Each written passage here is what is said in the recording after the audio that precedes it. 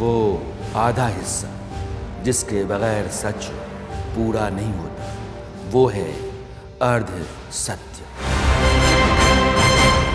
अब बात एक ऐसे आदमी की जिसने सिनेमाई दुनिया में भव्यता खड़ा की। उसने अपने हुनर से फिल्मों में जादू डालने का काम किया। कैमरे उसके खड़ा किए गए महल, अटारियों, गांवों, गलियारों, रंगमहल और रंगीनियों को कवर करते करते हैरान हो जाते थे। फिल्म देवदास हो या फिर जोधा अकबर, लगान हो या हम दिल दे चुके सनम, उस आदमी ने कल्पनाओं को असलियत में उतारा। नाम था नितिन देसाई। देखिए वक्त का खेल क्या है। एक रोज पहले मैं इन्हीं सारी खूबियों के साथ कहता नाम है नितिन देसाई, और एक दिन के फासले पर कहना पड़ रहा है नाम था नितिन देसाई। हिंदी सिनेमा में आर्ट डायरेक्टर जिनका कोई सानी नहीं, बस फिल्म का फ्रेम और उसकी ओरिजिनलिटी बताने के लिए यह नाम ही काफ़ी हुआ करता था। नितिन देसाई के कुछ सेट्स मैं आपको स्क्रीन पर दिखा रहा हूँ। इन सेट्स ने, उनकी ओरिजिनलिटी और ग्रैंडनेस ने फिल्मों की कामयाबी में बड़ी भूमिका निभाई। हुनर का वह जादूगर अपने ही हाथों अपनी ज़िंदगी गंवा बैठा। नितिन देसाई ने खुदकुशी कर ली। नितिन का मुंबई में करजत में एक स्टूडियो है जिसका नाम है एनडी स्टूडियो। वे वहीं रहा करते थे और मंगलवार की रात जब वे सोने के लिए गए तो वह उनकी आखिरी रात साबित हुई। पता नहीं वह इंसान सोया भी होगा या नहीं मालूम। लेकिन जब सुबह तक दरवाज़ा नहीं खुला तो पुलिस को बुलाया गया, दरवाज़ा तोड़ा गया और कमरे में लोग घुसे तो रुपहले पर्दे पर रंग बिखेरने वाला वह जादूगर अपनी दुनिया के सारे रंग उड़ा चुका था। नितिन महज 57 साल के थे। मेरे सहयोगी अभिषेक बता रहे हैं कि मंगलवार की रात नितिन देसाई की रात कैसी थी। मशहूर आर्ट डायरेक्टर जिनका नाम नितिन देसाई, एक ऐसा नाम जो हर कोई जानता था। देश ही नहीं बल्कि पूरे विश्व भर में लोग उन्हें जानते थे, उनके काम से, उनके स्वभाव से, उनके जिंदा दिली से। लेकिन वह शख्स आज हमारे बीच नहीं है। उसका नाम है नितिन देसाई। नितिन देसाई वह शख्स है जिसने आर्ट डायरेक्टर में एक अलग मुकाम कमाया। उन्होंने एक अलग काम किया और हर किसी के दिल पर उन्होंने राज किया, क्योंकि उनका काम ही ऐसा बोलता था कि हर कोई उनके काम का एक बहुत एक अच्छे से उनका कहने की तारीफ किया करता था, क्योंकि बहुत अच्छे तरीके से वह सेट बनाया करते थे। और सेट जो बनाया करते थे, जो फिल्में बनती थी, वह बहुत बड़े बजट की फिल्में बनती थी और उस फिल्मों को देखने वाले लोग वास्तव में वाह वाह के बिना बाहर नहीं आते थे। वह नितिन देसाई आज हमारे बीच नहीं है, लेकिन क्यों नहीं है इस बारे में लगातार पुलिस जांच पड़ताल तो कर ही रही है, क्योंकि उन्होंने खुदकुशी कर लिया है। वो अपने सेट में खुदकुशी किया है। एनडी स्टूडियो, जी हाँ, एनडी स्टूडियो 1-2 एकड़ में नहीं, 52 एकड़ में एनडी स्टूडियो बनाया है उन्होंने करजत में। मुंबई से करीबन 60 किलोमीटर दूर करजत स्टूडियो है। उस करजत स्टूडियो में वह अपने सपनों की नगरी संजोए थे, और इतना ही नहीं, संजोया था तो उसका काम भी हुआ और बड़ी बड़ी फिल्में शूट भी हुई। 1-2 नहीं, बाजीराव मस्तानी की हम बात करें, देवदास की बात करें, हम किक फिल्म की बात करें, ऐसे कई सारी जो बड़ी बड़ी फिल्में थी, स्लमडॉग मिलियनेयर की आप बात कर लें, तमाम फिल्मों की शूटिंग इस पूरे सेट पर हुई थी। यानी एनडी स्टूडियो जो बनाया है करजत में, इस सेट पर बड़े बड़े बजट वाले फिल्मों की शूटिंग हुई और वो फिल्में जो बनी सुपर डुपर हिट हुई थी। और वह हर जगह नहीं, बल्कि बात रही फिल्मों की, लेकिन अब बात आती है गवर्नमेंट के साथ। गवर्नमेंट के साथ भी तमाम ऐसे बड़े बड़े जो शोज हुआ करते थे, बड़े प्रोग्राम हुआ करते थे, उसके लिए भी उन्हें खास तौर पर बुलाया जाता था और वहाँ भी जब सेट बनाते थे तो उस सेट पर जब लोग आते थे रैलियाँ करने या फिर कोई प्रोग्राम करने, तो वह भी देख कर सन्न रह जाते, दंग रह जाते थे कि आखिरकार यह इतना बड़ा स्टूडियो, इतना शानदार स्टूडियो किसी ने बनाया। तो उनका नाम नितिन देसाई। अभिषेक जहां से छोड़े है अपनी बात को, मैं उसको आगे बढ़ाता हूं। नितिन के जाने में समूचे बॉलीवुड और उनके चाहने वालों को सदमा है। बताया जा रहा है कि वे पैसों की तंगी से परेशान थे, जैसा अभिषेक कह रहे थे। उनकी खुदकुशी का कारण भी यही माना जा रहा है।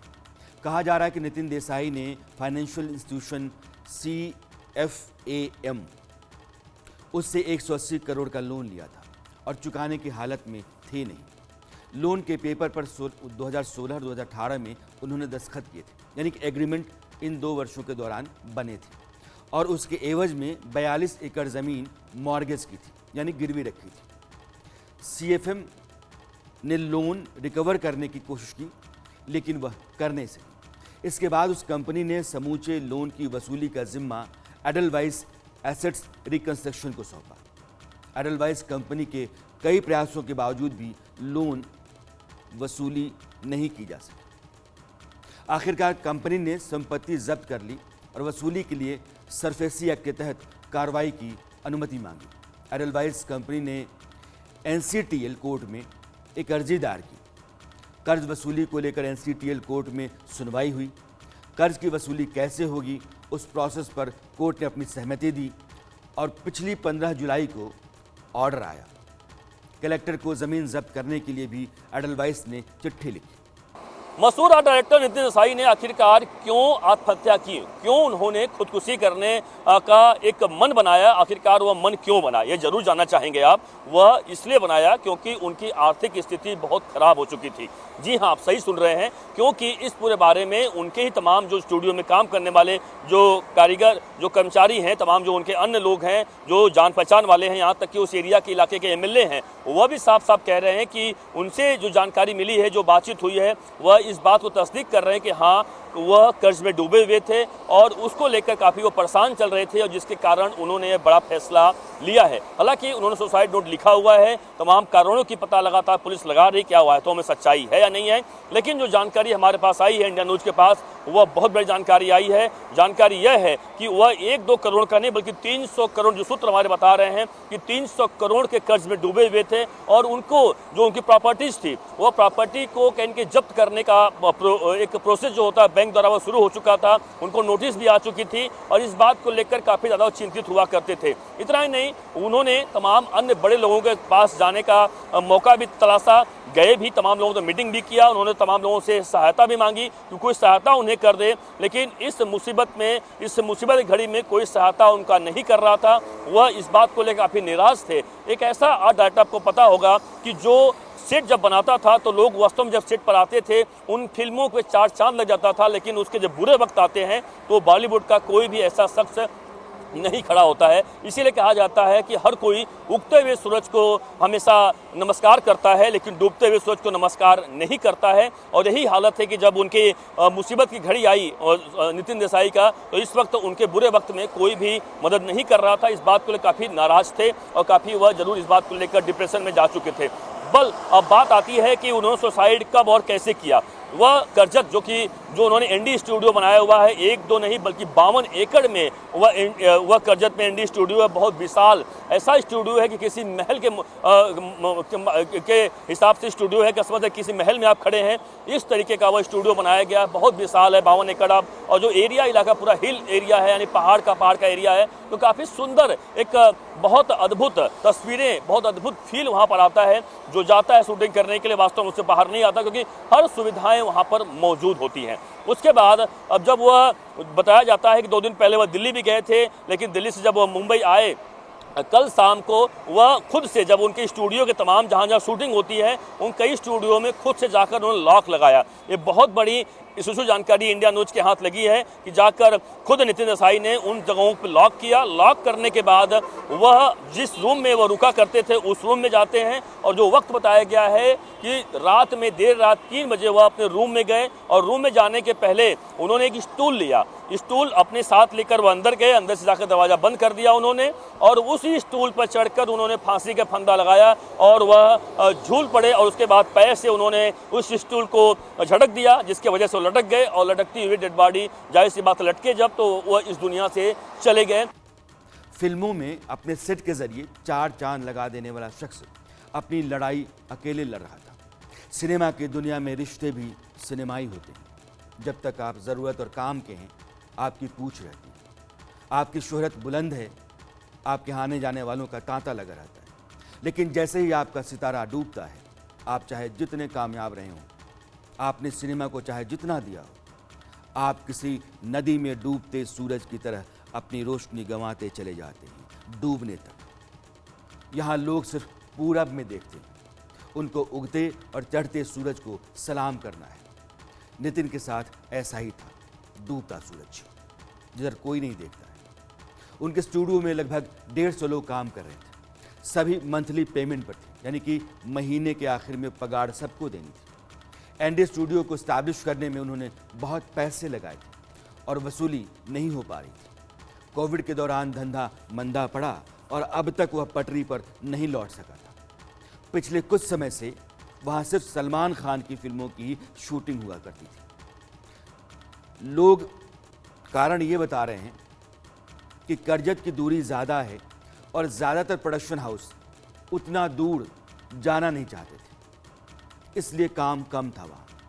अब सारा सिनेमा नितिन के लिए आंसू बहा रहा है, लेकिन वक्त तो निकल गया। बड़े बड़े लोग हैं, कुछ दोस्त ऐसे होते जो मिलकर रास्ता निकालने की कोशिश करते तो शायद सिनेमा को नितिन पर नाज करने के और मौके मिलते। हम जिस समाज में रहते हैं, क्या वहाँ सिर्फ इसलिए हम रिश्ते रचते हैं कि काम भर के लिए एक दूसरे के साथ रहें? जब किसी काम के नहीं तो फिर कोई रिश्ता नहीं। महानगरीय जीवन का यह कड़वा सच है, लेकिन सिनेमा की सुनहरी दुनिया में यह कुछ ज़्यादा ही कड़वा दिखता है। मुझे परवीन बॉबी की याद आ रही है। क्या जलवा था उनका। सिनेमा में कभी कई कामयाब फिल्में उन्होंने दी, उनका सितारा बुलंद रहा। उनके ग्लैमर, उनकी लाइफस्टाइल और उनकी अदाओं के लिए लोगों ने टिकट काउंटर पर न जाने कितने पसीने बहाए और अंदर जाकर सिनेमा देखा, उसका सुख उठाया। लेकिन आज से लगभग 18 साल पहले उनके फ्लैट के बाहर जब 3 दिन से दूध के पैकेट और न्यूज़पेपर्स पड़े लिखे दिखाई पड़े तो बिल्डिंग के मैनेजर को शक हुआ। बहुत देर तक आवाज़ देने के बाद भी अंदर से कोई जवाब नहीं आया तो पुलिस को बुलाया गया, दरवाज़ा तोड़ा गया और परवीन बॉबी बिस्तर पर पड़ी थी, जान जा चुकी थी। पोस्टमार्टम में पता चला कि 3 दिन से पेट में अन्न नहीं है। ऐसा नहीं कि उनके पास उसमें संपत्ति नहीं थी, पैसा नहीं था, मगर कोई पूछने वाला, देख रेख करने वाला नहीं था। डायबिटीज़ की गिरफ्त में थी और पैर में गैंग्रीन हो गया था। अगर कोई पूछ परख करने वाला होता तो इतनी खराब मौत नहीं होती। लेकिन परवीन बॉबी की मौत के बाद कई लोग, रिश्तेदार खुद को बताकर संपत्ति पर हक जताने के लिए आ गए थे। ये दुनिया है और इस तरह के रिश्ते नाते हैं। एक फिल्म आई थी हमराज, उसकी हीरोइन थी विम्मी। वैसे विम्मी ने कई और फिल्मों में काम किया, मसलन पतंगा। वो विम्मी अपने आखिरी दिनों में मुंबई के नानावटी अस्पताल के जनरल वार्ड में भर्ती रही। जब उनकी मौत हुई तो उन्हें कंधा देने वाला कोई नहीं था। विम्मी के खुद के परिवार के पास इतने पैसे भी नहीं थे कि उनकी शव यात्रा या उनका अंतिम संस्कार ठीक से किया जा सके। उनकी लाश को एक ठेले पर डालकर शमशान घाट तक ले जाना पड़ा था। उनकी अंतिम यात्रा में गिने चुने 4-5 लोग ही शामिल हो सके थे। ये चमकदार दुनिया का स्याह सच है। भारत भूषण बहुत बड़ा नाम, बहुत बड़े एक्टर। फिल्म कालिदास, तानसेन, कबीर, मिर्ज़ा गालिब ऐसी फिल्मों में शानदार अदाकारी के लिए उनको याद किया जाता है। लेकिन बाद में जुए की ऐसी लत लग गई कि सड़क पर आ गए। उस इंडस्ट्री में उतने बड़े स्टार को रास्ते पर लाने, एक अच्छे दोस्त की हैसियत से बैठ करके दर्द साझा करने वाला कोई नहीं था। नतीजा ये हुआ कि आखिरी वक्त तक घर चलाने के लिए उन्हें छोटे मोटे रोल भी करने पड़े। बाद में जुए और गरीबी ने ऐसे जकड़ लिया कि वे दम तोड़ गए थे। मैं पुराने दिनों की बात इसलिए कर रहा हूँ कि तब से ऐसा चल रहा है। आज नितिन देसाई हैं, नितिन देसाई से पहले कई लोग हैं, ऐसा नहीं है। यह रिवाज है। रुपहले पर्दे पर जो सिनेमा आप देखते हैं, उसके अलग अलग किरदार निभाने वाले जो कलाकार होते हैं, उनकी जो अपनी दुनिया है वो कितनी बेदिल बेदर्द है। सिनेमा की दुनिया अपनी बेदिली को आज तक नहीं बदल सकी। 2012 में ए.के. हंगल जैसे आदमी को, जिनका शोले का डायलॉग इतना सन्नाटा क्यों है भाई, आज भी लोग उसको बोल पड़ते हैं। उनकी ज़िंदगी में ऐसा सन्नाटा पसरा था कि कोई सुनने वाला नहीं था। आखिरी वक्त में इलाज के लिए पैसे नहीं थे। वो तो भला अमिताभ बच्चन का कि उन्होंने इलाज के लिए अपने पॉकेट से 20 लाख रुपए दिए थे, तब जाकर के उनका इलाज हुआ था। नितिन देसाई ने कोशिश तो बहुत की होगी अपनी मुश्किलों से बाहर निकलने के लिए, लेकिन शायद किसी ने हाथ नहीं पकड़ा, कोई यह कहने वाला नहीं आया कि यार परेशान ना हो, कोई रास्ता निकाल लेंगे। ऐसे जब दिन आपका चढ़ा रहता है, बहुत सारे लोग आते हैं बैठने के लिए, बहुत सारे लोग आते हैं दोस्ती की दुहाई देने के लिए, आखिरी सांस तक लड़ने भिड़ने और साथ देने के लिए। लेकिन जब समय ढलता है तो असलियत सामने आती है। नितिन ने उसी को देखा। कोई बैठकर देर तक बेमतलब की गप्पे भी नहीं मार सका। मन इससे भी बहलता है। पाकीज़ा फिल्म मीना कुमारी तो आप जानते होंगे। मीना कुमारी शानदार हीरोइन रही, लेकिन ज़िंदगी के आखिरी वक्त में उनके पास अपने इलाज के पैसे नहीं बचे थे। तंगी की हालत में वो मर गई।